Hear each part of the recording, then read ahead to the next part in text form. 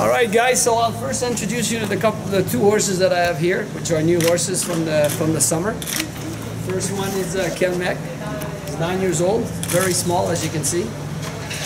Quite a bit of a small horse, so we did a few classes this summer with him and he jumped quite well. So, but we mostly did some meter 45 classes, so to start here in the meter 50 right away is going to be a little bit of a challenge, but I think he's quite capable and ready to do that. So it's a lovely personality, like really calm and easy. Yeah. And the second horse, smile. Second horse is Power Play. This is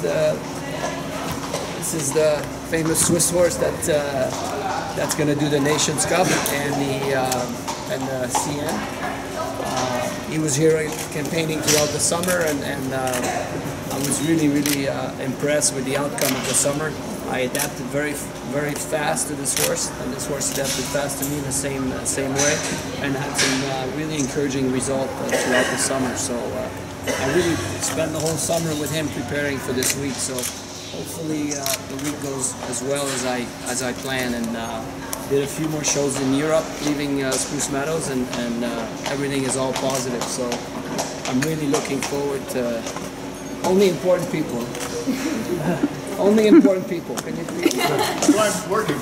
So yeah, so I'm excited about the week. So the Nations Cup and the Grand Prix? Yes, Nations Cup and the Grand Prix, same horse. Yes. Can you talk about Power Play in the barn? What kind of horse is he? He's very quiet horse. He's quite, he has no, you can play with him. He loves to eat treats and everything like that.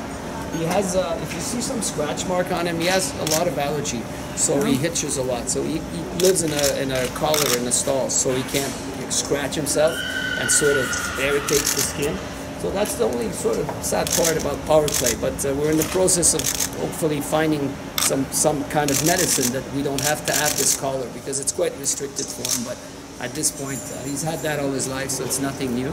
But he's a great character, and he fools you a little bit because he's a lazy horse to ride on the flat and to work, and he's not into that. And then you start jumping and you get a complete different animal. So, you spend your time on the flat trying to lengthen his stride and shorten his stride, and you feel like you're not quite getting there, and then you go in the ring and he does things automatically from the instinct because he's so clever. So I call a horse like that a ring horse. It's a horse that really, everything comes together in the ring. So, but he is a little bit spooky.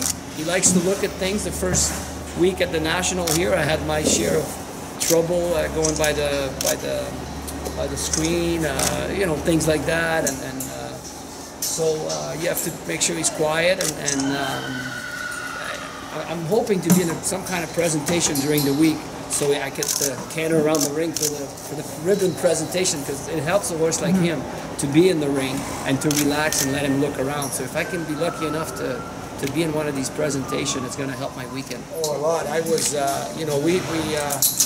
we actually went to Switzerland to purchase Verdi for Tiffany, and then this horse was not even in sight for me, and then Pugh Switzer just sort of mentioned that perhaps this horse could be a good horse for me.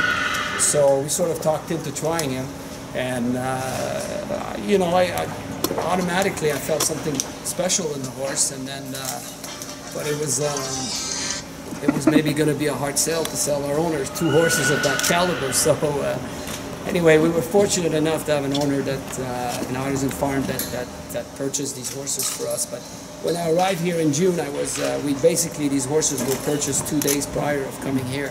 So we basically tried them, and they came to Belgium. They got on a flight here, and then so I was a bit bold. Most people may have entered the non-international competition and may have spent the week in the 130 and 135, but I was so excited to have both horses that I went right into the international division. One in the 145 and one in the 150. So everybody sort of thought maybe it was a bit crazy to do that. But I had 2 down the first night, and I learned a lot about the horse that night, and then came back the next day, and he jumped completely different, and then I knew that perhaps I had made the right choice in getting this horse. And then it was an uphill thing throughout the summer. The summer was so helpful here for this horse. It's incredible. He came, he did some big classes before, but he arrived one horse and left another. And so I'm really hoping that this carries over for this week, which I'm almost sure it will. What are you hoping to see from him this week?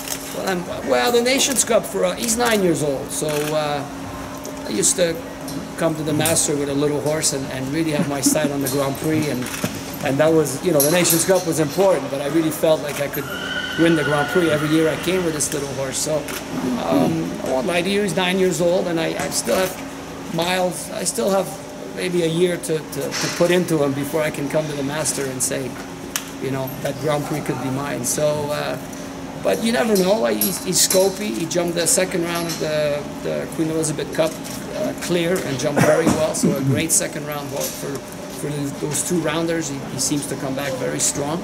But it's, for me, it's preparing my Nations Cup this year. Really, I'd like to really help Team Canada put in a couple of decent rounds and some clear ones.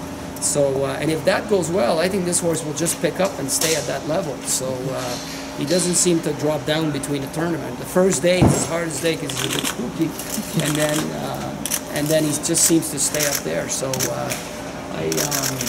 I think a lot of it. I really like him. Do you think he could compete next year in Normandy for the World Equestrian Game? I absolutely think so, and I'm hoping so, and that's our plan.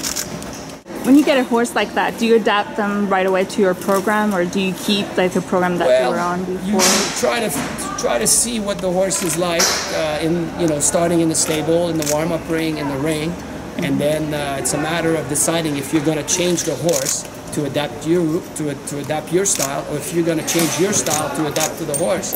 And with this horse, it sort of came together quite quickly. I didn't have to change much of what I do, and he didn't have to change too much of what he does. It was something that immediately sort of clicked. So I was very happy about that, and that only took us a few classes. So we're just at the beginning of things with this horse. So I think that the future is really bright with him.